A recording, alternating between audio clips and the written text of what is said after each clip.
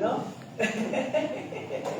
Bueno, muy buenas tardes, muchas gracias por estar aquí. Estamos dentro de la semana de filosofía y entonces estamos iniciando este conversatorio, ¿no? Diálogo entre montañas, diálogo ontológico andino-chino ante la crisis civilizatoria, un encuentro intercivilizacional para reimaginar futuros posibles.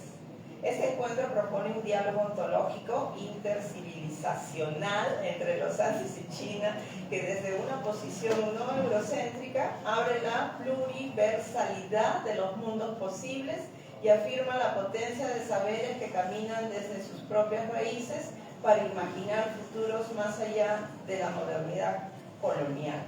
Entonces, la primera exposición estará a cargo de Miguel Polo Santillán, La ética natural de Lao Tse. Gracias, Rosana. Bueno, lo que voy a presentar es un poco parte de dos textos, en realidad, para no cansarlos. En el primer texto era más extenso, donde ya ustedes conocen todo el tema de qué quiere significar Lao Tse con el Dao. La nada, el todo, el no ser, el ser, la unidad de los opuestos, la unidad en sí misma, la bondad superior, entre otras cosas. Yo me voy a detener más en lo que se podría llamar su visión naturalista en especial. Teniendo en cuenta, vuelvo a repetir, en especial teniendo en cuenta un pequeño texto, ¿no?, del propio Tao Te Ching, o Tao Te Ching, ¿no?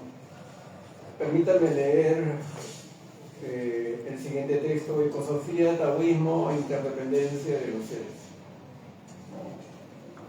Ecosofía como retorno. Raymond Panikar define así la ecosofía. Cito: es al mismo tiempo nuestro conocimiento sobre la Tierra y la sabiduría de la Tierra misma, que hemos de intentar escuchar y compartir. Fin de la cita. Se trataría de volver a aprender de la sabiduría de la Tierra, y esto explícitamente es una forma de recuperar lo que Kant pretendía dejar en el camino. En su gran obra, Crítica de la razón pura, Kant direccionaba la mentalidad moderna, y en particular la ciencia moderna. Esta no debe tomar a la naturaleza como una maestra ni asumir que somos sus estudiantes, decía, sino que ahora ella es la acusada, que debe ser interrogada por los jueces, los científicos, para sacarle sus secretos y poder transformar el mundo al modo humano. Por lo tanto, la idea de ecosofía quiere recuperar esa visión ancestral de Gaia como maestra. Para seguir esa pista, que la existencia humana está ligada a otros seres y que debemos aprender de ellos, tomaremos como ejemplo una de las enseñanzas del taoísmo. 2. El Dao de la conexión universal. La obra clásica del taoísmo es el Dao de Jing, atribuida tradicionalmente a Lao Tse. El maestro chino sostiene que el modelo o la regla del hombre es la tierra. La regla de la tierra es el cielo. La regla del cielo es el Tao. Y la regla del Tao es su propio ser. Siendo un poquito más analítico, vamos a presentar varias traducciones del mismo texto. Vamos a presentar 6 traducciones de la última parte del capítulo 25, donde aparece esta enseñanza. La traducción italiana de Alberto Castellani, de 1927, traduce el texto de esta manera: del hombre la ley es la tierra, de la tierra la ley es el cielo, del cielo la ley es el Tao, y del Tao la ley es el sí mismo. Fin de la cita. La versión inglesa de Waley lo traduce así: cito, los caminos de los hombres están condicionados por los de la tierra, los caminos de la tierra por los del cielo, los caminos del cielo por los del Tao, y los caminos del Tao por sí mismos. Fin de la cita. La variedad de traducciones estará especialmente en el ideograma CRAM, Waley, 1958, para aclarar su traducción de este término, agrega en una nota a pie de página, que es lo incondicionado, lo que es por sí mismo. Fin de la cita. La traducción de Ana Devoto al francés de 1953 al italiano de 1973 es la siguiente. El rey se regula por la tierra se regula por el cielo, y el cielo se regula por el camino, y el camino se regula por el curso natural. Fin de la cita. Como se aprecia, en lugar de hombre, ella pone rey, lo cual no es extraño, pues el soberano tiende a ser la representación de todos los hombres. Por eso la traductora comenta, cito, el Tao Te Ching siempre concibe al hombre en su papel de soberano, como lo hacen todas las antiguas filosofías chinas. Fin de la cita. La traducción castellana de Carmelo Elorduy es: el hombre tiene por norma a la tierra al cielo, y el cielo al Tao, y el Tao a su propia conducta. Fin de la cita. Otra traducción castellana es la del peruano Honorio Ferrero, en 1988. Dice: la ley del hombre es la tierra, la ley de la tierra es el cielo, la ley del cielo es el Tao, y la ley del Tao es sí. Fin de la cita. Mientras una traducción más cercana en el tiempo es la de Iñaki Preciado, de 2012. El hombre tiene a la tierra por norma, la tierra al cielo por norma tiene, del cielo el Tao es la norma, la naturaleza es la norma del Tao. Todas las traducciones tienen la misma intuición, que el ser humano se regula o sigue la ley de la tierra se regula o sigue la ley del cielo, el cielo se regula o sigue la ley del Tao, y el Tao sigue la ley de su propia naturaleza. Y es en esa enseñanza sobre la que basaremos nuestros siguientes comentarios. Número 3. 5 interpretaciones ecosóficas sobre la interdependencia. A. Existe un cierto orden, una cosmovisión, visión del orden, cosmos, universal, a partir del cual se puede entender la vida humana tanto individual como socialmente. El ser humano entrelazado en los procesos de la Tierra, los procesos naturales, tierra y cielo, como realidades entrelazadas o interconectadas, y el cielo entrelazado con el orden superior llamado Tao. No se trata de imágenes concéntricas que pueden hacernos pensar de la lejanía del ser humano del Tao, sino de realidades que se van tejiendo en su interdependencia, pero con una realidad que las sustenta todas, el Tao, cuya ley es su propia naturaleza. B. La perspectiva taoísta no es antropocéntrica en el sentido de que el ser humano toma sus propios criterios para vivir y ordenar su vida individual y social, subordinando los procesos naturales como simples medios o recursos a ser utilizados. El ser humano no puede solo aprender de sí mismo, sino de algo más grande que lo sostiene y en el cual tiene sentido. Por eso, el término que usa para ley, fa, también puede ser traducido como regla, norma, y ahí se puede sostener que el ser humano se guía de la tierra o la imita. Si somos ecodependientes, tendríamos que aprender de lo que nos ha generado y nos sigue nutriendo para existir. El maestro budista Thich Nhat Hanh expresa la interrelación entre el ser humano y la tierra. Dice: somos hijos de la tierra y nuestro planeta es una madre muy generosa que nos abraza y nos proporciona todo lo que necesitamos. Y el día que dejemos de existir de esta forma, volveremos de nuevo a la tierra, nuestra madre, para transformarnos y poder manifestarnos de nuevo bajo un ropaje diferente. Pero no pienses que la madre tierra está fuera de ti, porque del mismo modo llevas en cada una de tus células la impronta de la madre biológica que te dio la luz, que te dio a luz. también puedes encontrar en lo más profundo de tu ser a la Madre Tierra. Dímelo así. C. Esta visión no implica que el ser humano solo esté sostenido en la Tierra, pues por la interdependencia estamos enlazados también con el cielo, hasta con un último y más sutil entrelazamiento denominado Tao. Y el Tao no tiene otra forma, no tiene otra norma más que él mismo, sigue su propia naturaleza. Por lo tanto, también se podría decir que el Tao sostiene tanto el cielo, la tierra y a los seres humanos. Un modelo similar sería el de Pánica, con su visión conglomerante, donde el cosmos está conectado y ambos entrelazados y sostenidos o abarcados en una dimensión inmanente y trascendente que es divina. Si tenemos en cuenta lo que nos informa la cosmología, podemos ver cómo los procesos de la Tierra dependen de lo que ocurre en el sistema solar.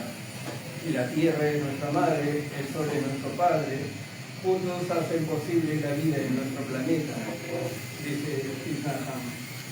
O también el universo en general.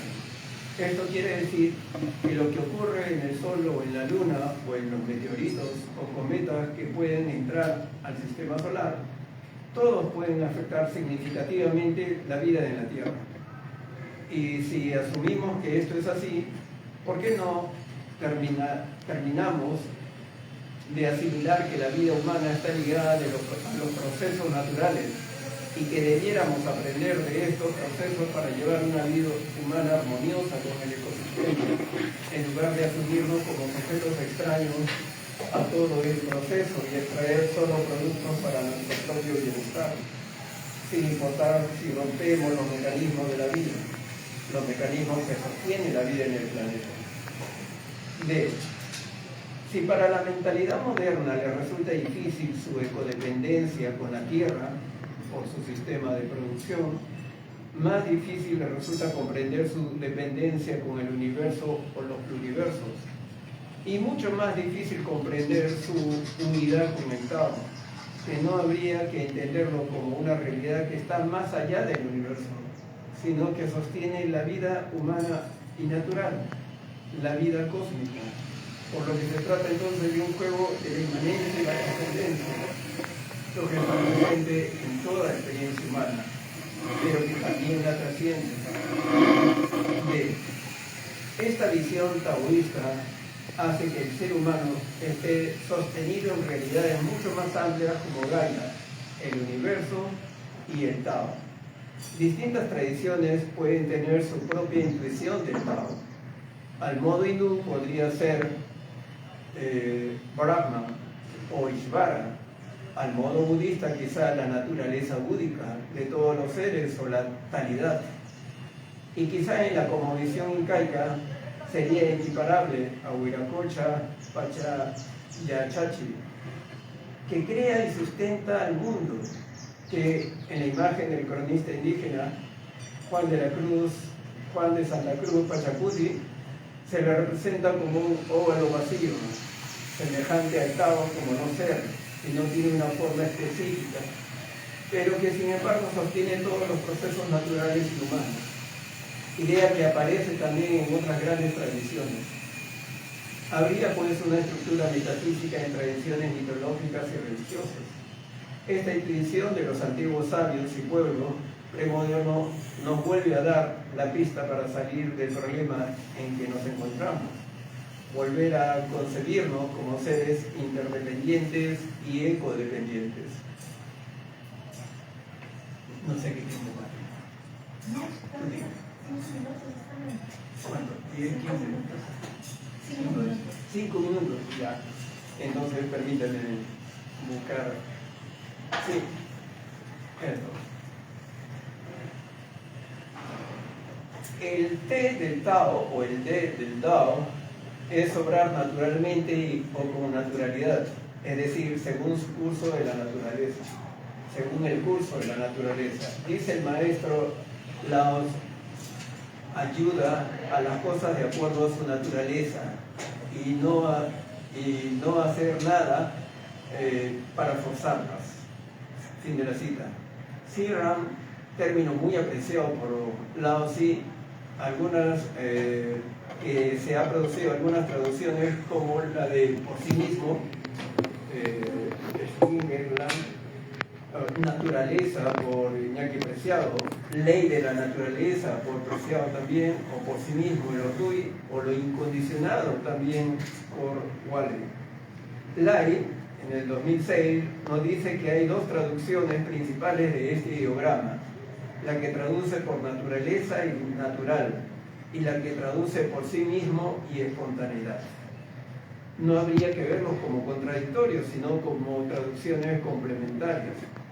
El Sirran es aquello que ocurre por sí mismo, sin presión exterior, es decir, espontáneamente, naturalmente. O como dice el Lingerland, Sirran se refiere al modo en que es una cosa cuando sus acciones surgen de su propia esencia interna. Fin de la cita. Dice Lao Tzu que los antiguos gobernantes eran grandes hombres porque el pueblo solo conocía de su existencia. Eran hombres de pocas palabras, pero las obras eran realizadas y el pueblo decía, cito, estamos en armonía con nosotros mismos. Fin de la cita. Otras versiones de esta línea son, lo hemos hecho con toda espontaneidad. Otra traducción de lo mismo es, esto no fue obra de nadie, sino nuestra. Y finalmente, también se le ha traducido esto como ocurrió por sí solo. El no hacer haciendo, o el hacer no haciendo, del gobernante sabio permite que todo se haga, o dicho paradójicamente, como el Dao no actúa, pero hace todo. Actuar con naturalidad, sin esfuerzo, ni búsqueda de recompensa, eso es Wu Wei. Actuar con espontaneidad, Sirran, confiando en el Tao. La espontaneidad del hombre es la espontaneidad del Tao, porque es su fundamento último. Por eso dice Lao Tzu, aquel que habla poco es natural, Sirran. Por todo lo anterior podemos decir que la naturaleza, la realidad en todo sentido, está sostenida en el curso natural del Tao, que obra espontáneamente. Seguir su curso natural es obrar según el Wei Wu Wei, es decir, el universo mismo actúa no actuando, sigue su curso espontánea y naturalmente, y el ser humano debe obrar según ese modelo, conformarse al Wei Wu Wei. La naturaleza del sol es brillar, la del agua fluir, la de los seres vivos nacer, crecer y morir, todo actuando conforme al devenir del Tao. Dao y el universo no quiere decir que son dos cosas, no quiere decir tampoco que sea una divinidad que cree el universo. El Dao manifestado es el universo que se produce a sí mismo, pero ese Dao manifestado es uno con el Dao sin nombre y sin forma. Por eso no son dos realidades diferentes. Es el DT lo que permite el paso de la no forma a la forma. O como dice Lao Tzu, lo informal al dispersarse produce todas las formas, en el poema número 28. Po, otro de los términos centrales de Lao Tzu, por el cual se ha traducido lo informal, ha sido traducido por bloque de madera sin tallar, leño, madera no trabajada, lo informal, tronco no trozado, bloque sin tallar. Todo eso ha sido traducido por Po, también por bloque virginal. Lai considera que esta imagen de la madera sin tallar evoca la sensación de una unidad metafísica y primordial, dice. Mientras Fischer piensa que es metáfora de la potencialidad y la simplicidad. En cualquier caso, es la imagen para señalar el estado natural de las cosas, la simplicidad primaria, la naturaleza no tocada por la mano del hombre, opuesta a las costumbres artificiales de la civilización. Por eso en el capítulo 19 recomienda mirar lo sencillo y natural y abrazar el tronco no trozado, en la traducción del Orduy de 1977. Así, la ética natural de Laozi propone una vida sencilla, reduciendo el yo y los deseos y confiando en el devenir del Tao, esa potencialidad de direcciones, sin dominio alguno ni de las cosas ni de la vida misma. De ese modo, sin perder la unidad misma del fundamento, viviendo en armonía con el vacío, esparciendo el bien y la compasión. Chuang-Tzu, el otro gran maestro del Tao, siguiendo las líneas de Laozi, escribió, con esto termino: no seas el depositario de un hombre, no seas el guardián de tus proyectos, no te hagas cargo de nada, no seas detentor de la sabiduría, realízate en lo ilimitado, camina por senderos sin huellas, acepta enteramente el don del cielo, sin presumir de haberlo obtenido. Sé tú el vacío, eso es todo y basta. Gracias.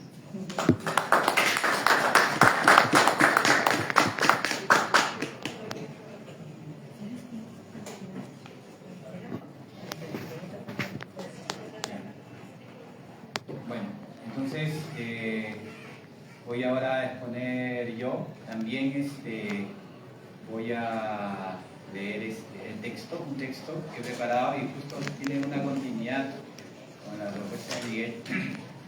Y así, inclusive con la idea de ecosofía, ¿no? Pero en mi lectura va por Guattari. Pero en este caso yo hablo del ecotaoísmo, o sea, estoy usando el mismo juego, ¿no? El ecotaoísmo, una propuesta sinológica, o sea, más allá de China, sinológica y colonial para una ecocivilización postcapitalista. Voy a leer también el texto. Buenas tardes. Quisiera comenzar nuestra conversación con el concepto político más ambicioso de nuestro tiempo, la ecocivilización china, Shen Tai Wen-min, elevada a rango constitucional en 2018, se planteó en 2012. Si bien este proyecto estatal se formula a menudo en el lenguaje del materialismo histórico y bajo la idea de un desarrollo verde, en sus fundamentos plantea una redefinición de la relación entre naturaleza y cultura. Al hablar de esto, estamos invocando inevitablemente a una civilizatoria de larga duración. Mi tesis central es que la ecocivilización, para trascender el mero maquillaje verde del utilitarismo contemporáneo y la razón instrumental, debe reconectar con la tradición crítica que ya existe en el territorio, lo que llamamos China. Una tradición que ha cuestionado sistemáticamente los proyectos imperiales de dominación desde hace más de 2 milenios. Esta tradición crítica encuentra su expresión una expresión filosófica radical, quizá la más radical, en el pensamiento de Shaanxi. Hay una cosa que me parece, a China se le plantea así como muy serio, así, pero a mí realmente me parece bien chistoso. O sea, es chistoso en realidad. O sea, es como que los griegos confrontan lo absurdo de la existencia con la tragedia y para mí con la comedia, ¿no? El Buda sonriente, por ejemplo. Pero la palabra Xuanzi, así como suena Xuanzi, si lo traduce literalmente, es el maestro solemne. Y tú lees el libro y es lo menos solemne que existe. O sea, es súper burlón, ¿no? O sea, se burla hasta el mismo Lao Tse, ¿no? Juega con la paradoja, dice, bueno, yo no sé si soy una mariposa, yo estoy soñando con la mariposa y ahora no sé si soy la mariposa, ¿no? Entonces es un humor, e inclusive es un humor que existe hasta ahora, porque lo vemos en el cine, el humor absurdo chino, como por ejemplo el Kung Fu borracho, por ejemplo, ¿no? O sea, nadie le pega al Kung Fu borracho, ¿no? El Li Po, por ejemplo, ¿no? Que también es de otra dinastía, pero que tiene esa misma vena. Pero sus raíces están en conocimiento, y esto es lo que me interesa particularmente de Xuanzi, están en el conocimiento biocultural de las 55 grupos étnicos minoritarios que habitan las 5 ecorregiones complejas de este vasto territorio. Y China plantea desde su opción hegemónica que está ocupando ahora, ¿no? Una ecocivilización en base para un futuro post-capitaloceno, que obviamente va más allá de sus fronteras. Hay un tema de la fagoticidad, o sea, China está comiendo de nosotros y está agotando el planeta, entonces no puede, está en un conflicto de límites planetarios. más allá de su propia revolución, puede ofrecer como una posibilidad civilizatoria planetaria, o sea, no necesariamente el Estado Nacional, sino la civilización china. Debemos partir del reconocimiento de una distinción fundamental. Existe una China axial, imperial, utilitaria, que ha operado históricamente mediante el wei, justo lo que comentaba, ¿no? La acción forzada, que impone orden humano sobre los procesos naturales y sociales. Esta China axial es tan culpable del paradigma extractivista como cualquier otra civilización surgida en este periodo histórico-cultural. Yo planteo que es euroasiática, todo el continente. Pero simultáneamente, y esto es lo que hace única la tradición china, existe una China crítica, popular y ecológica que ha resistido y cuestionado este proyecto imperial generación tras generación. No estamos idealizando una supuesta sabiduría oriental intertemporal, estamos reconociendo una lucha histórica real entre dos proyectos civilizatorios que han coexistido en una tensión permanente sobre el mismo territorio. La civilización china axial, sí, pero también es profundamente antiaxial en sus corrientes subterráneas.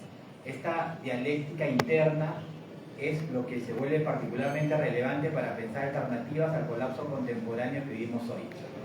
Para aclarar este tema axial, Karl Jasper define el tiempo axial como un periodo histórico crucial que se dio entre el 8 y el siglo VIII y siglo II antes de Cristo, y se da este giro del culto a la naturaleza por el culto, por una visión, por ejemplo, trascendentalista, ¿no? Las religiones monoteístas, lo sagrado y lo profano, pero también una visión trascendentalista, ¿no? Desde Platón, Aristóteles, ¿no? La filosofía griega. Contra esa narrativa convencional que celebra este periodo como un despertar espiritual, porque justamente Karl Jasper sostiene eso, obviamente hay varios retractores, debemos reconocerlo más bien como un momento histórico de consolidación de los sistemas imperiales y sus tecnologías de extracción y dominación.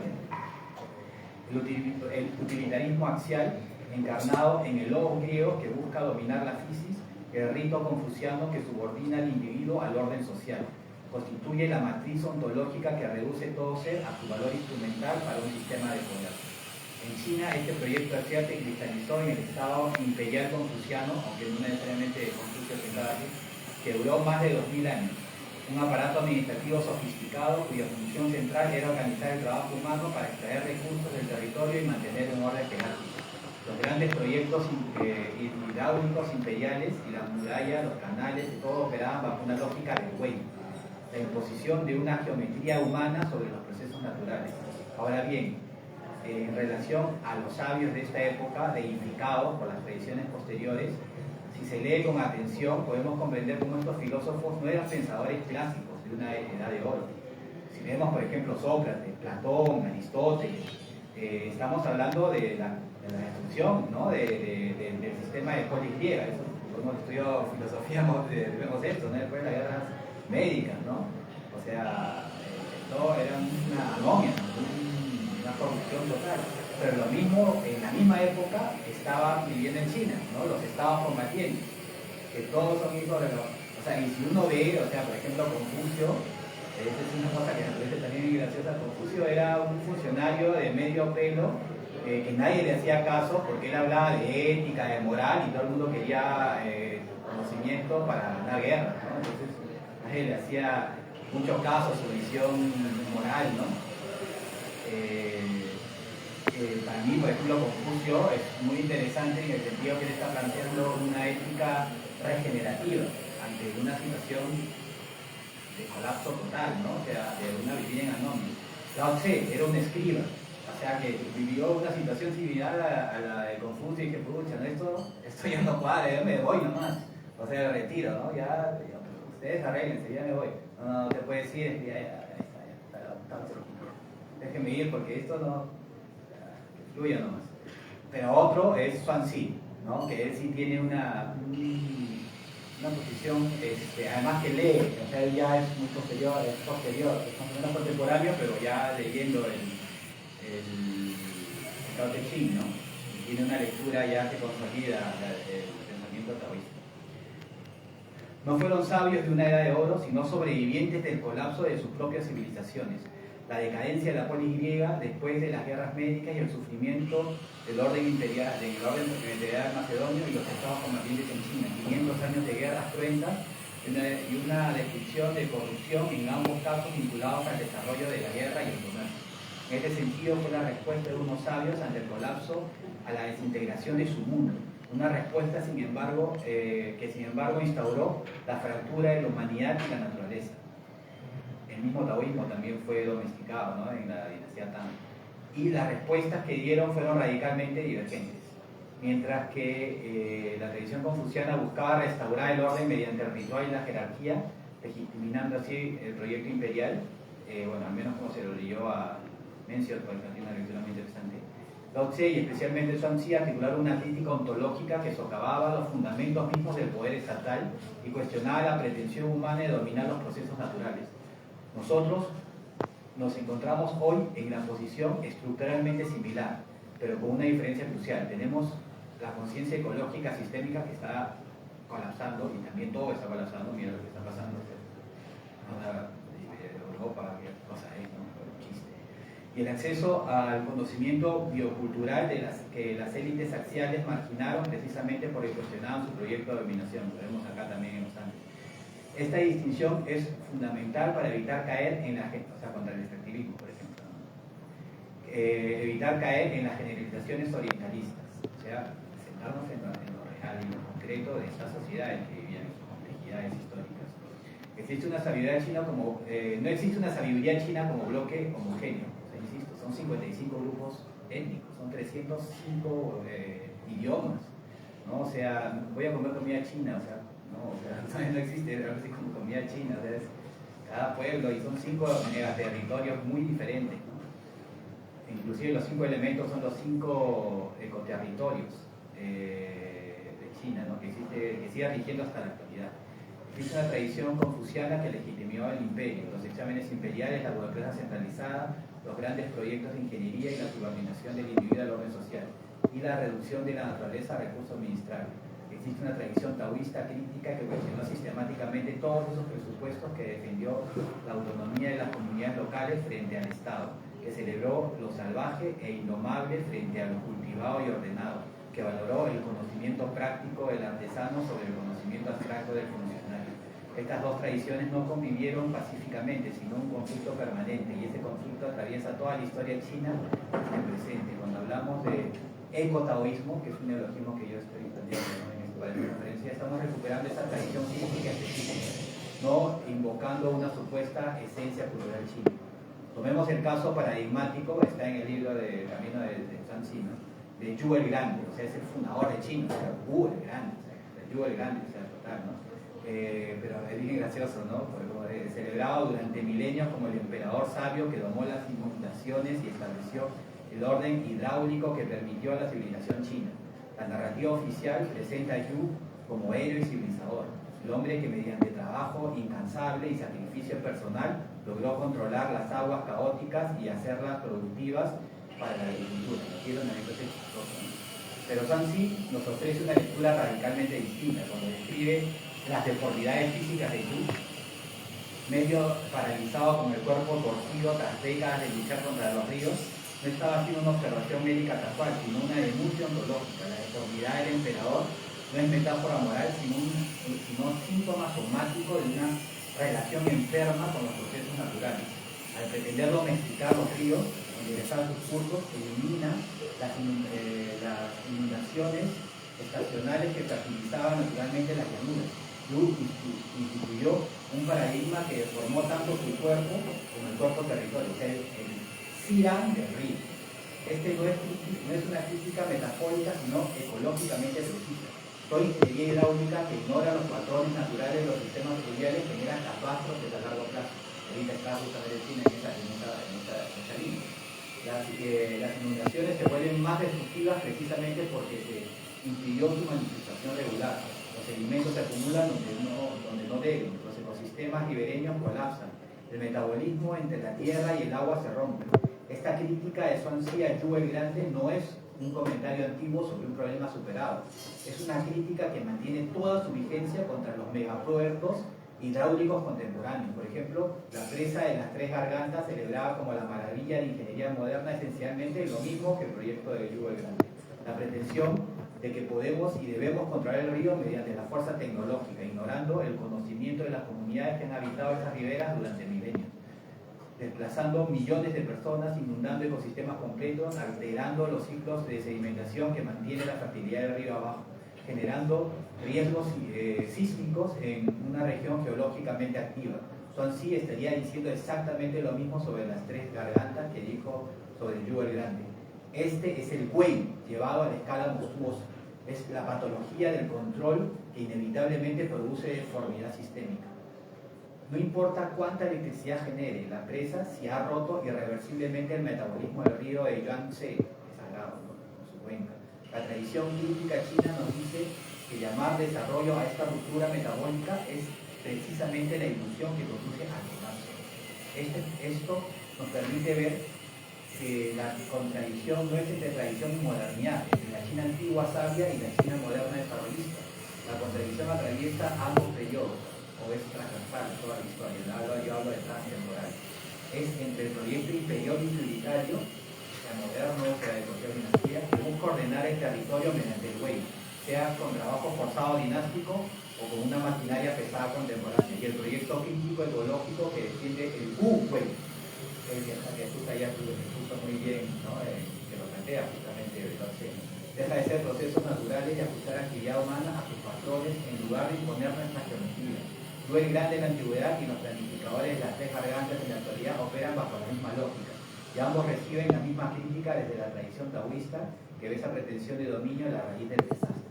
La continuidad histórica no es la sabiduría ecológica china, sino la lucha entre dos concepciones: cómo habitar el territorio, una extractiva imperial y la otra relacional y popular, y lo popular es ecopopular. Aquí debemos introducir la dimensión materialista que evita que esta crítica se quede en el idealismo filosófico, porque justamente estamos en una revolución inspirada en Marx también, ¿no? En China. Karl Marx identificó lo que llamó la ruptura metabólica, el metabolic rift, la fractura entre el metabolismo entre la sociedad y la naturaleza que el capitalismo genera sistemáticamente. Marx observó cómo la agricultura industrial británica, al concentrar poblaciones en ciudades, exporta alimentos desde colonias distantes, rompía los ciclos nutrientes que había mantenido la fertilidad del suelo durante siglos. Los nutrientes extraídos del suelo no retornaban a él, sino que determinaban como desechos urbanos contaminando ríos, mientras que los suelos agrícolas se empobrecían, enriqueciendo las fertilidades importadas, generando una dependencia y degradación simultánea. También ya lo pensó Marx señaló que restaurar el metabolismo sustentable entre humanos y tierra no era cuestión de sentimiento ecológico. Bueno, eso es un tema que todavía para discutir. Cuando Swansea habla del Siran, que justamente es el curso, del ser así por sí mismo, o sea, Siran, de cada ser, no está proponiendo una metafísica mística, sino describiendo lo que en términos contemporáneos llamaríamos la autopoiesis de los sistemas vivos, su capacidad de autoorganización y autorregulación.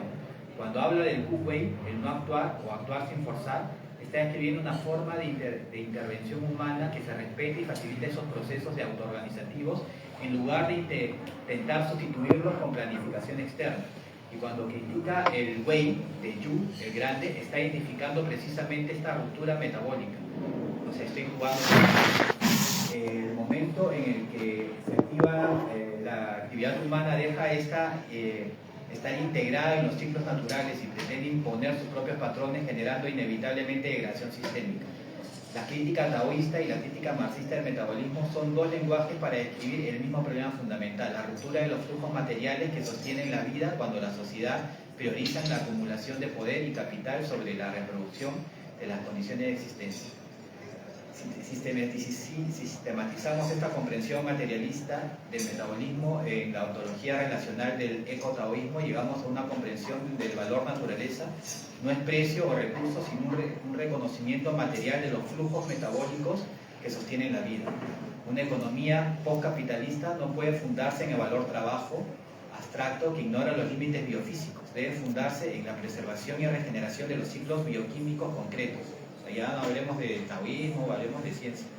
Esto supera tanto el productivismo de cierto marxismo clásico que veía el dominio de la naturaleza como progreso, como el romanticismo de ciertos ecologismos que imagina una vuelta pastoral a lo imposible.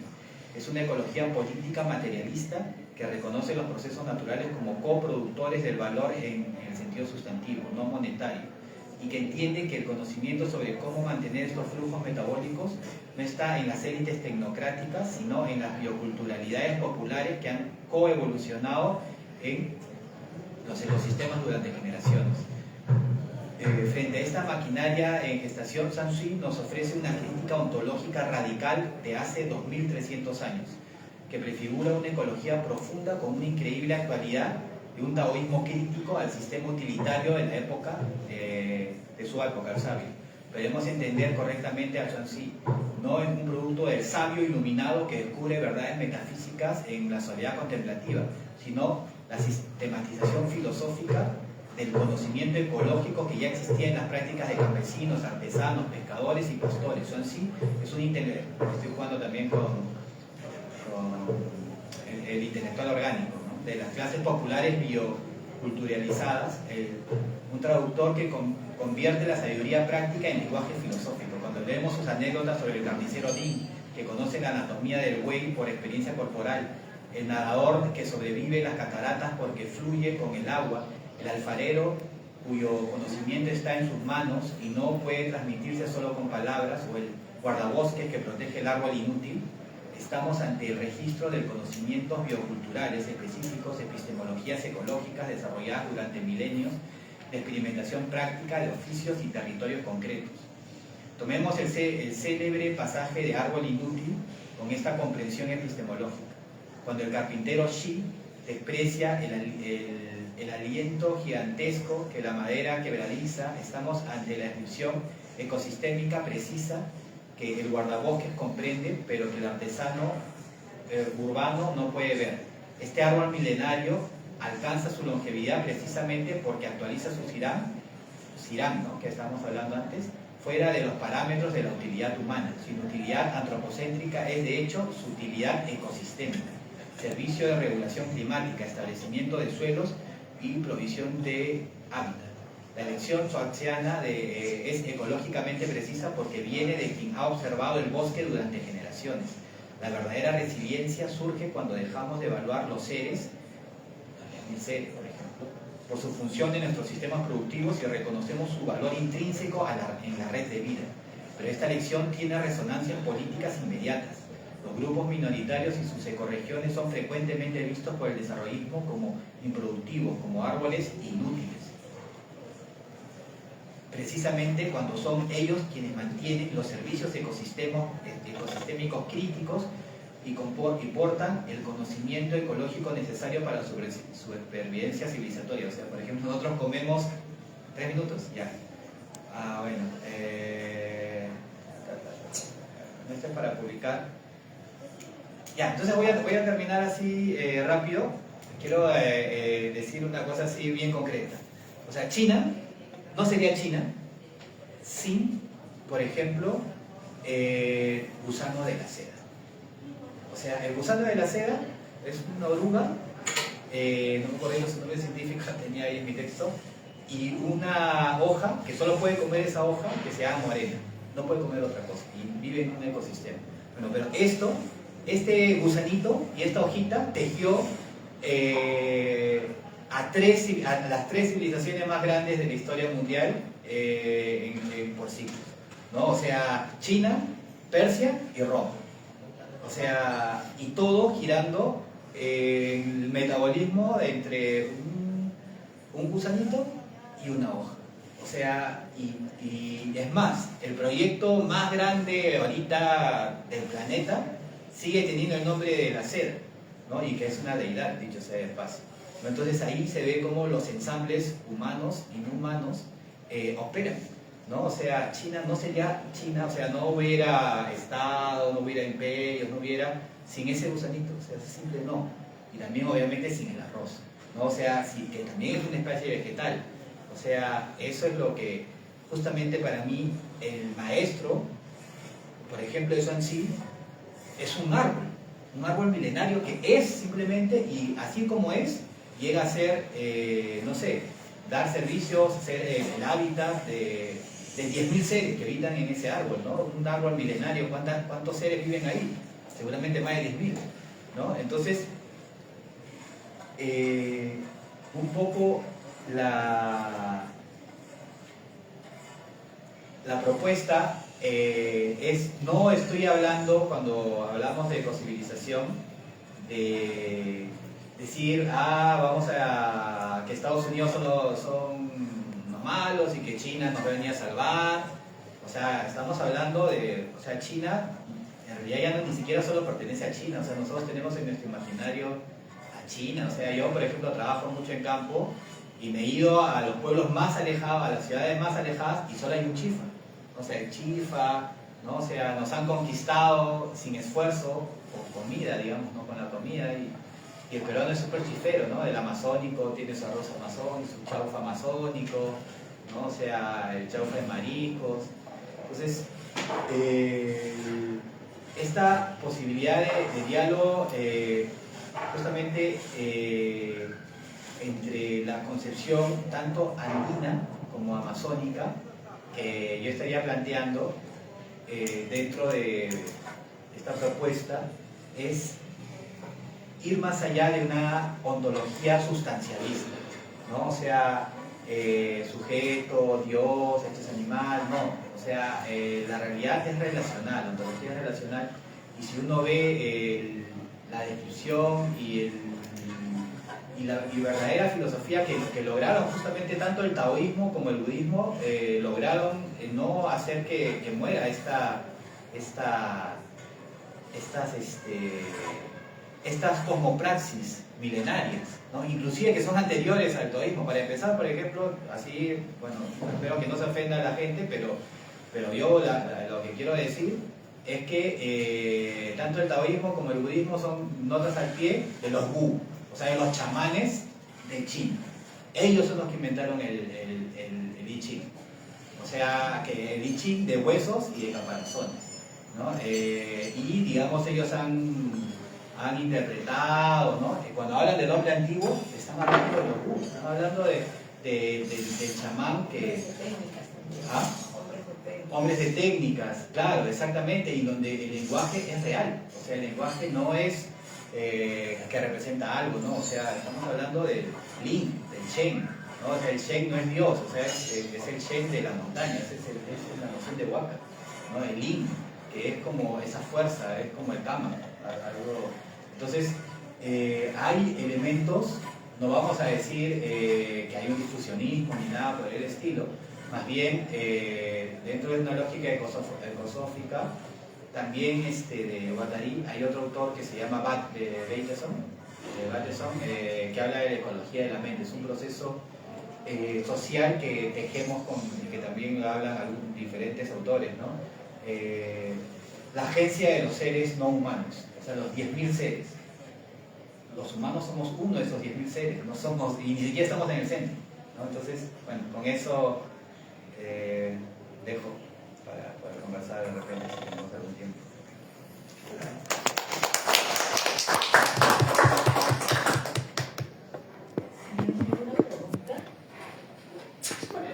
También podemos conversar, compartir opiniones.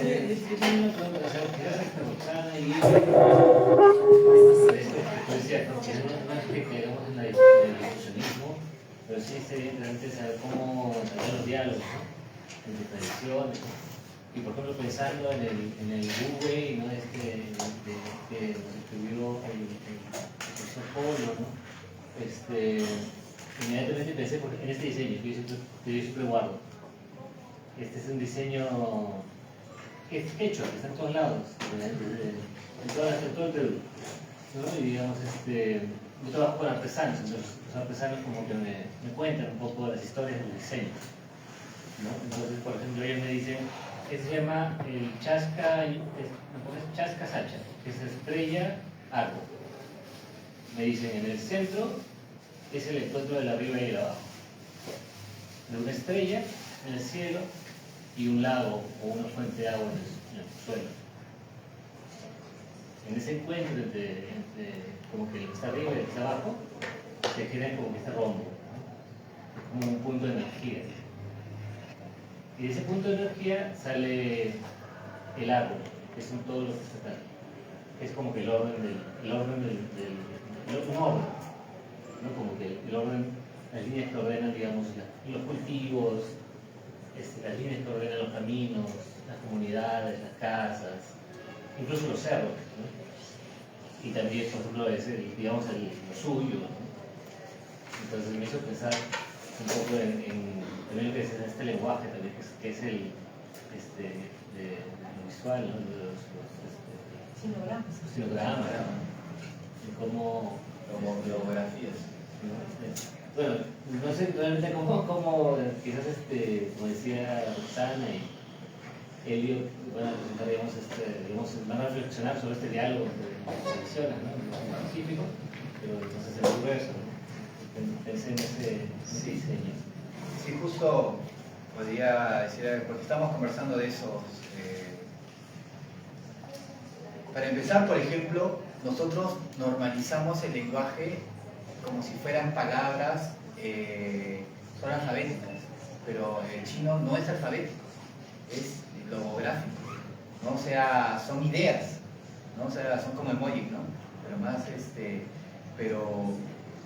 o sea, por ejemplo, yo estoy pensando, yo he entrado un poco también por el I Ching y he visto como cosas, ¿no? En el I Ching misterioso, es como si ya estaba hablando con algo, ¿no? Pero, por ejemplo, yo pienso, el cielo es el cielo. Así es simple, el cielo es el cielo. No es otra cosa, el cielo es el cielo. ¿Y qué cosa quiero decir con esto? Por ejemplo, nosotros organizamos nuestra sociedad, y es más, son dos cielos, son dos trigramas, ¿no? Es el trigrama superior y el trigrama inferior. Y son efectivamente dos cielos, el cielo diurno y el cielo nocturno, ¿no? O sea, nosotros regulamos el tiempo, por ejemplo, lunisolar anual, que regula nuestra vida humana, ¿no? Nuestro comercio, pero ese tiempo es muy problemático, porque no nos permite entender las dimensiones más complejas de los ciclos más largos, que no los percibimos,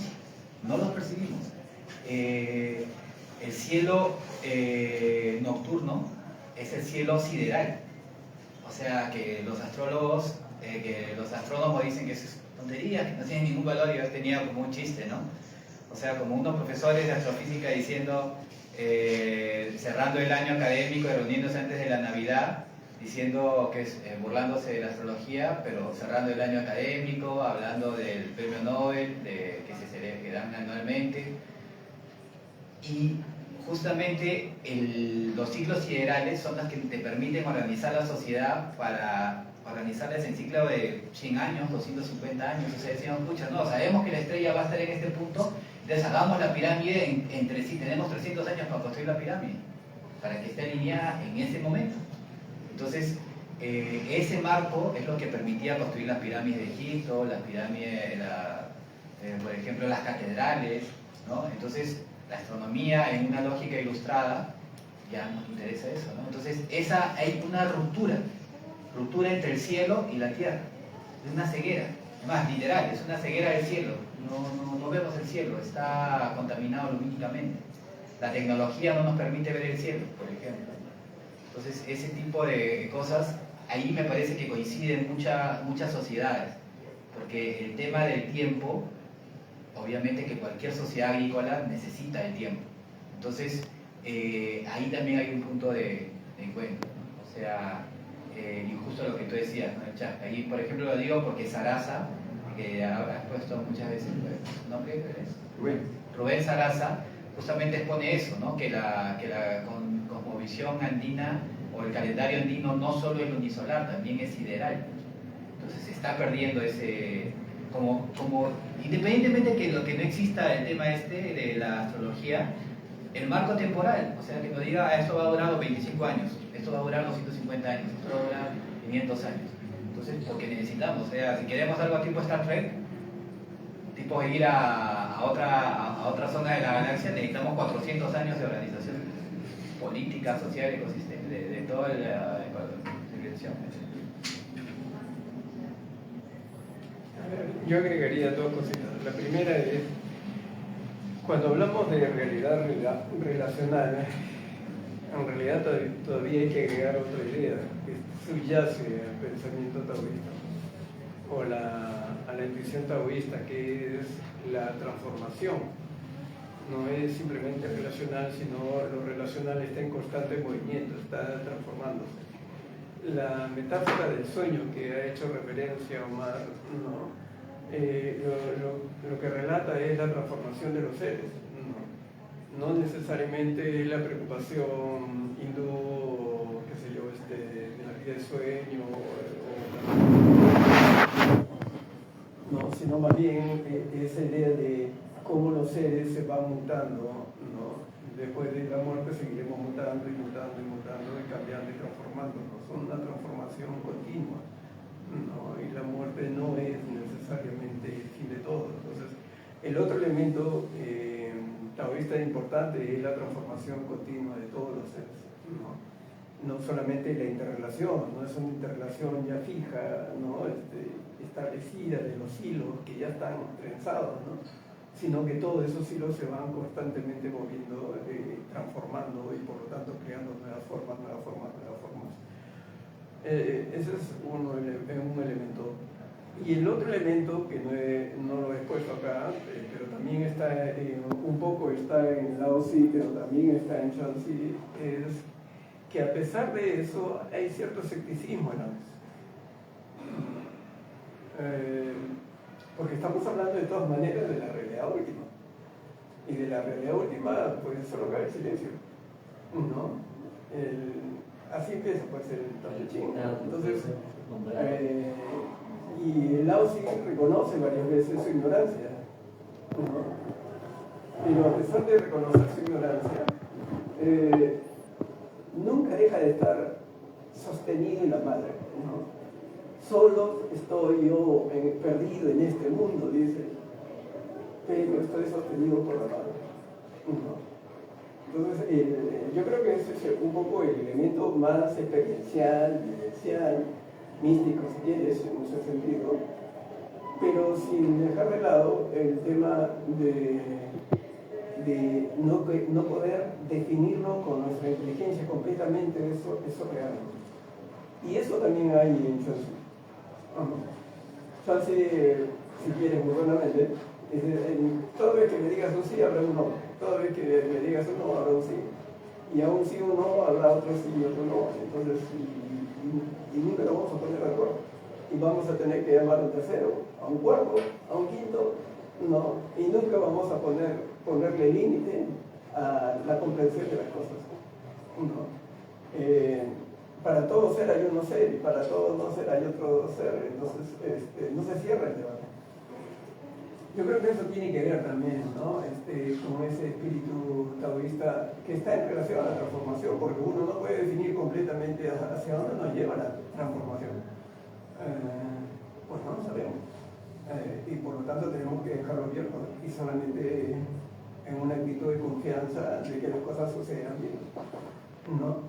Por eso recuerdo un maestro de Tao, porque hay gente que cultiva el taoísmo, conocido, seguro ustedes también, a un maestro taoísta que ha venido acá en Lima, y él no se llama taoísta, no le gusta que se llame taoísta, se asumen como maestros del Tao, no taoístas, porque es sobequista y budismo, no, son maestros del Tao, ¿no? Y básicamente su enseñanza es tan simple, tan sencilla como, mira, todo está bien. Todo está bien, para que te preocupa mucho de cómo están las cosas, ¿no? Claro, pero la ansiedad de controlar los procesos, los acontecimientos, de manipular personas para que vayan por este lado, por este otro, manipular las tecnologías para diseñar el futuro. Como decía Omar, este problema que tiene China hoy día ya lo vivió antes, ¿no? Y ahora lo vuelve a vivir. Un desarrollo inmenso tecnológico que creyendo que está controlando todo, bueno, parece ser, pues no. ¿Por qué? Porque en 40 años han sacado de la pobreza más de 10 Perú, de la extrema pobreza más de 10 Perú. ¿Cómo? Con políticas con demás planes quinquenales, que después de todo son control, programación, programar, diseñar, y que es una apuesta antropocéntrica, pero eso tiene un límite, ¿no? Ese tiene un límite, otra vez el yin y el yang. Entonces, eso en algún momento va a implosionar, ¿no? Ya no va a poder más. ¿No? ¿Qué será? ¿50, 100 años? No lo sé. Hasta donde llegue la Tierra, quizá. Pero lo cierto es que está siguiendo ese rumbo de nuevo, ¿no? De un desarrollo material impresionante, pero que no puede irse hasta el infinito. Y eso de nuevo va a tener un límite, y eso va a tener consecuencias terribles, ¿no? Para su propia civilización, ¿no? No porque uno desee el mal, sino por el propio proceso, digamos, basado en la filosofía china, del devenir del yin y el yang, ¿no? Donde más allá haya, pues ahí se está gestando el yin, ¿no? Mientras más yin haya, ahí se está gestando el yang. ¿No? Creo que agregaría eso dos para la conversación.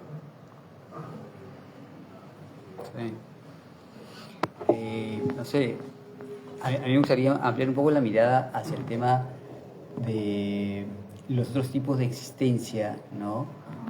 Que creo que incluyen lo transformacional, que mencionó el profesor, a través de la muerte, ¿no? Y que incluye, por ejemplo, también los astros, ¿no?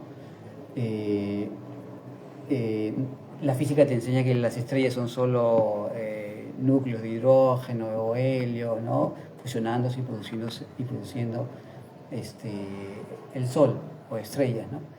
Pero creo que las culturas antiguas veían en los astros cierto tipo de existencia, ¿no? Aquí en el Perú le llamaban el Sol Inti o el dios Inti, ¿no?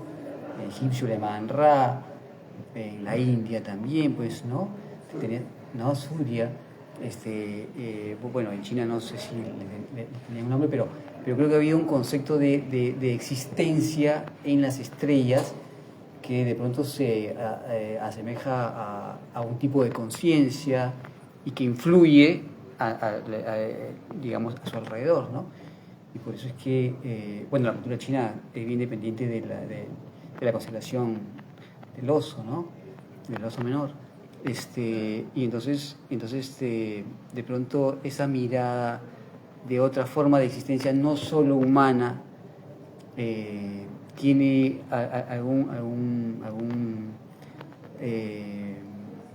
alguna tendencia mayor en el taoísmo. Yo quería complementar un poco lo que decía Miguel, porque ese tema que a mí me llama la atención, ¿no? Para ver el tema ecológico, ¿no? O sea, porque creo que hay un pensamiento también ecológico, y por eso, sobre todo en Zhuangzi, por esa referencia a animales, insectos, porque es Wu Wei, o sea, sí, efectivamente es el vacío, ¿no? O sea, es el silencio, pero a mí me parece que es un silencio inmanente, o sea, es un silencio de lo que estábamos hablando, o de las artes marciales en el sentido del cuerpo, ¿no? O sea, voy a poner solo un ejemplo, ¿ya? Solo un ejemplo.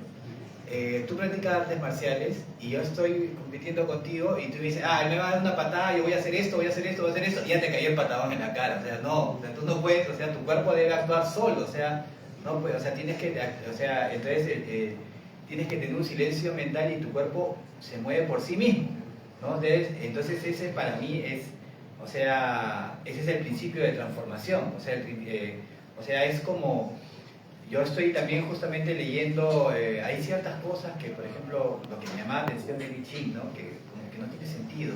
Por ejemplo, hablar del I Ching, el libro de las transformaciones, y luego plantear un sistema cerrado de 1 al 64. No tiene ningún sentido. Es un sistema cerrado, pero ahí la clave es el vacío posicional de las matemáticas chinas y que está en el ABA. O sea, lo que mueve es, sin el abaco, sin ese vacío posicional no se puede hacer ningún cálculo. O sea, el Tao, ¿no? El Tao. Además, dicho sea de paso, también quería comentar que la palabra Tao significa camino también. Entonces, o sea, es un silencio activo, no es un silencio pasivo, y también el Wu Wei no es pasivo. Ese también es un error que se habla mucho. Bueno, no soy especialista en el taoísmo, en realidad sí he practicado artes marciales, Wushu, pero es como, es eso, o sea, es ecosistémico.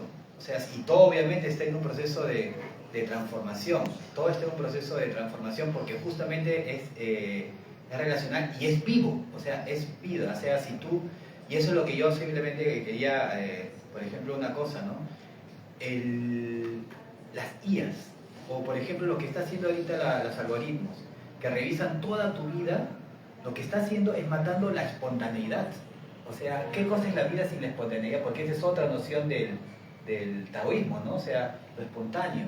Pero si matas toda la espontaneidad, o sea, ya ni siquiera tienes posibilidad de ningún tipo de reclamo, no nada, porque ya sabemos con qué personas te reúnes, ya sabemos, hasta sabemos cuántos tipos estás en el baño, sé, por ejemplo, hasta qué tipo de pornografía ves, por ejemplo, qué tipo de tabús son tus fetiches, todo lo sé. Entonces ya matas toda la espontaneidad, entonces ya, ¿para qué vivir, no? Entonces, eso yo creo que también, o sea, el carácter vital, ¿no?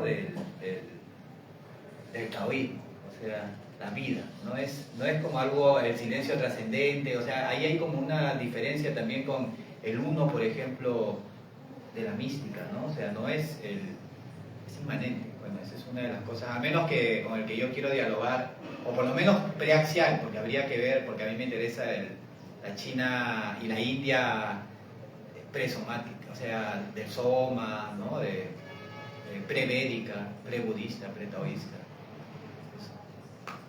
Yo creo más bien que lo que hay es silencio, ruido, están haciendo una unidad en el taoísmo. Desde el primer poema, aquello que puede ser nombrado desde el Tao, pero hay un Tao que no puede ser nombrado y es la madre de todos los seres, pero y a su vez termina diciendo que el Tao es ambas cosas. Tanto lo nombrado como lo innombrado. Entonces es una paradoja. Y para la paradoja es también la expresión de nuestra ignorancia, de nuestro límite de conocimiento, ¿no? Y por eso mismo, ese mismo poema primero termina diciendo que después de todo es un misterio, envuelto en misterio. Así señala el primer poema, ¿no? Y ahí mismo ya están los límites del entendimiento humano, ¿no? Así que tanto silencio, ¿no? Ahora, es vacío, es no acción, pero la no acción justamente ya está la paradoja de acción y no acción. Es las dos cosas solamente, ¿no? Entonces, yo recuerdo un pasaje de Chuanzi, que solamente hay que tener en cuenta en tanto Chuanzi, los primeros 7 libros, los restos son de sus discípulos, ¿no? Los primeros 7 libros, en uno de ellos, los libros interiores se llaman, ¿no? Y el otro los libros exteriores, ¿no? O capítulos interiores, capítulos exteriores. En uno de ellos llega a decir, medita hasta perderte en la nada, o medita hasta llegar al vacío, ¿no? Bueno, eso se aproxima completamente, muy cerca al budismo. Sí. Por eso mismo el budismo encontrarás aliado, por lo menos lingüístico, entre comillas lingüístico, con el taoísmo. En el budismo, Luis Dharma decía que tu palabra no está tratada al silencio, pero si tu silencio es tratado, bueno, lo que pasa es que el silencio el silencio no debe estar atado a la palabra ni la palabra al silencio. Claro, y entonces el budismo Chan, que es el budismo zen posteriormente, asume esa paradoja, ¿no? Paradoja que más o menos se manifiesta así. Ellos usaban el jarrón, pero supongamos, si tú le llamas a esto lapicero, te equivocas. Si no le llamas lapicero, también te equivocas. Dime qué cosa es. Es una paradoja para salir de la mente, o sea, como las historias del budismo de Zen, ¿no? O sea, que son contradictorias, ¿no? O sea, porque el Zen está nutrido del taoísmo. O sea, esas paradojas es como que de repente como para salirte de la mente, o sea, como que para confundir un poco la mente, ¿no? Porque también finalmente es lo uno y lo otro, ¿no? Para decirlo, para hackear. Exacto. Si bien estamos conversando, así que claro, voy a hablar de mis ignorancias, que las voy a expresar. También estamos hablando de la ignorancia. Por ejemplo, cuando usted acá, para empezar por lo último del lapicero, ¿no? Eso, ¿no? En realidad es parte de lo que en todas las culturas existe, ¿no? O sea, lo infinito, de lo que no podemos decir nada, y de las cosas sensibles, de las cuales son sustancias, ¿no? Para usar términos reconocibles y definibles. En ese vaivén de todo esto, por lo que estoy escuchando de hecho de las clases que he tenido mucho y de los retos, fluctúa todo, ¿no? Yo ahorita, por ejemplo, estoy concentrado en el Ucupacha, en la idea de Ucupacha en la comisión de esto, quiero hacer un trabajo sobre eso. Estoy acá particularmente para aprender el lado oriental y lo único que estoy encontrando son puras coincidencias de lo mismo, ¿no? Es decir, hasta Hegel, cuando está desarrollando sus figuras, dice, en la primera es que de lo sensible no podemos decir nada porque nunca vamos a llegar a especificar algo. Quizás con el lapiceo de lo que está planteando en términos orientales, ¿no? Es eso, que del lapiceo no podemos detallar nunca qué es porque es y tampoco, y si no es también tendríamos que hacer la desintegración de por qué no. Entonces Hegel llegó pues que de lo sensible no existe, no se puede decir nada de lo sensible porque es infinito una vez más.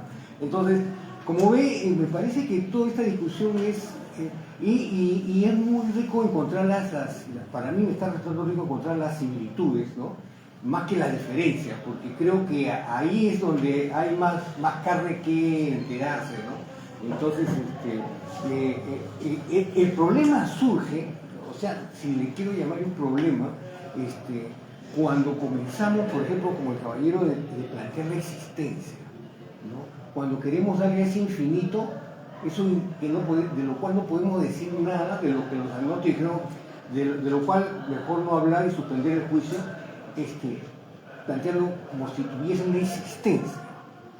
Ahí ya entramos en un pandemonio de comunicación, de definir las cosas, de lo que estamos hablando, así de simple, ¿no? De lo que no existe, lo indeterminado, no podemos plantear ninguna existencia. Pero sin embargo, mucho del razonamiento humano que termina generalmente en las religiones, le dan esa sustancialidad a lo indeterminado y lo sustancializan y establecen. El otro punto que a mí, como digo, dentro de mi ignorancia y termino con esto es la creación. O sea, del infinito sacar de que no tiene principio ni fin, que es el meollo del Ucupacha, lo que no tiene fin, por lo tanto no hay creación, ¿no? Ahí empieza otro problema filosófico.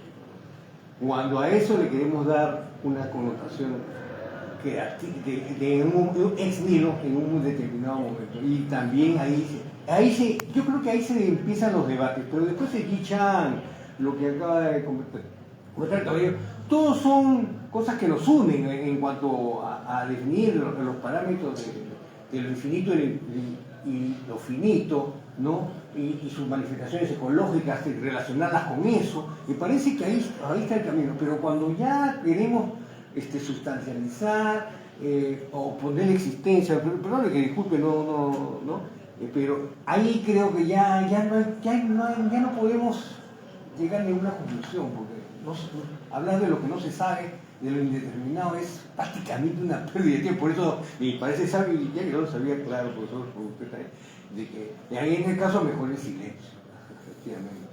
De lo otro podemos especular para poder vivir, para poder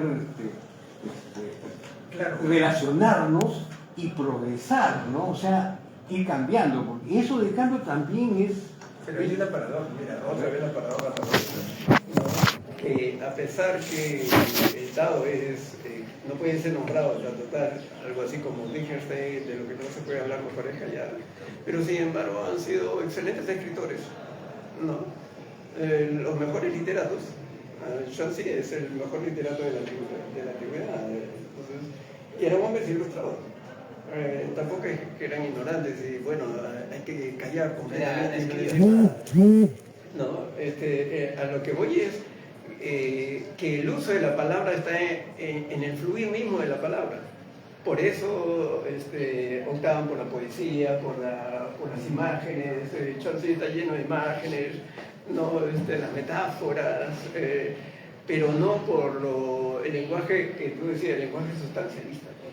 No, eso sí no, sino por imágenes que fluyan, que estén en movimiento. Como la mejor forma de hacer, pienso que es, perdón, que en vez de, a veces, y muchas veces, en vez de teorizar sobre ese infinito del cual no podemos hablar, la mejor forma de hacerlo es como la poesía, la música. Y es más o menos como... Y eso es una maravilla. El mismo porque... Heidegger apuesta por Sí, eso, ¿no? claro, La poesía. Claro, Sí, justamente esta idea, ¿no? ¿Por qué el ser ignora nada, ¿no? De Sartre, esta posición. Yo, por ejemplo, tengo una idea bien particular, ¿no? O sea, por ejemplo, el Taijiki, ¿no? Que es el símbolo, ¿no? Del Yin Yang, ¿no? Para mí, en realidad, es bien simple lo que significa, ¿no? Primero, el vacío innombrable es el Wuji, ¿no? Y para mí vendría a ser la bola. La bola, o sea, es el vacío indeterminado.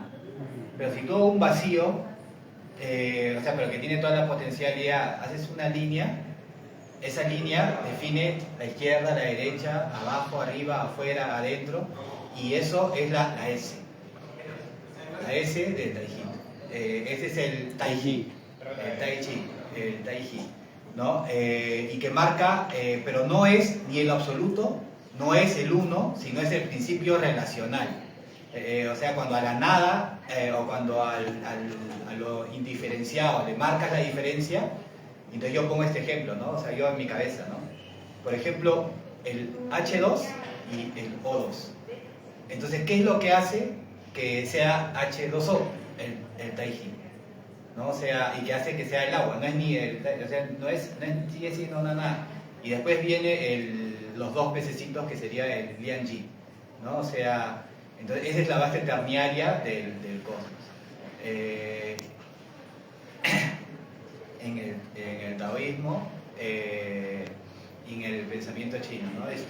No es solo, y después de eso recién viene una lógica cuaternaria en base dual, o sea, el Xian, que vendría a ser las 4 imágenes, y luego que vendría a ser la cuatripartición, arriba, abajo, izquierda, derecha, los 4 tiempos, el espacio temporal, y recién ya viene el 8, ¿no? Que estábamos conversando, ¿no? El vacuo. Y después de eso recién ya vienen los hexagramas, ¿no? Entonces, el vacío no es vacío, no es la nada, pero ahí lo interesante es que ni siquiera en la Cábala lo dice así. En la Cábala dice Wohu Wabu, Wohu Watohu, o sea, caos y vacío. O sea, en el Génesis, en la Biblia mismo no dice ex nihilo, esa es una creación muy posterior y una idea, porque en ninguna de las tradiciones hablaban de que no había nada. O sea, la nada es algo, ¿no? Ahí es donde viene todo, ¿no? Entonces, ahora la creación de la nada es el poder, ¿no? O sea, es el que sustenta el poder, y ahí es lo problemático, ¿no? Ex nihilo, ¿no? Sí. Porque además, solo para decir, es kenótico, o sea, es el vaciamiento, ¿no? La nada no es la nada, sino la clave es el vaciamiento, ¿no? Ese es el silencio, ¿no? No es el punto, es el proceso del vaciamiento. Porque si no sería simplemente una doctrina teórica, claro, acerca de la realidad, sin pasar por el sujeto mismo que se vacía. Claro, exactamente, que se vacía, esa es la experiencia de vaciarse, ¿no? En este proceso de transformación. Esa es, digamos, la lectura que tengo, digamos. Ese es el problema que se plantean todos los filósofos. Y solo para decir, la palabra Wuji para mí sería muy cercano a un Pacha, porque es como lo potencial, o sea, es lo interno sin forma. O sea, cuando regresas al Ucupacha, cuando voy al Ucupacha, en realidad lo que pierdes es tu forma. Un caos. Yo lo concibo como un caos de lo que se puede sacar cualquier cosa. Lo último, nomás, el problema filosófico, creo que en todas las, es cómo pasamos de aquello de inteligible a lo sensible. ¿Qué pasa y cómo es ese proceso? En eso estamos entrabados siglos, porque lo único que nos queda es hacer imaginaciones, porque ese nexo ¿no? Los físicos están matándose por encontrar lo cuántico y no acaba, y como decimos, todo para arriba y para abajo no acaba. Entonces, ¿cuándo, en qué momento de lo indecible se vuelve decible? Ese lapso nadie lo sabe. Mira, no lo vamos a saber nunca. Hay que pensar todavía más. Yo los invito a quedarse, lamentablemente. Justo tengo una invitación también en otro lugar y tengo que retirarme. Estoy con el tiempo, pero continúen, por favor. Van 2 mesas más para conversar sobre esta. Gracias. Gracias, por favor. Quédense. Sí.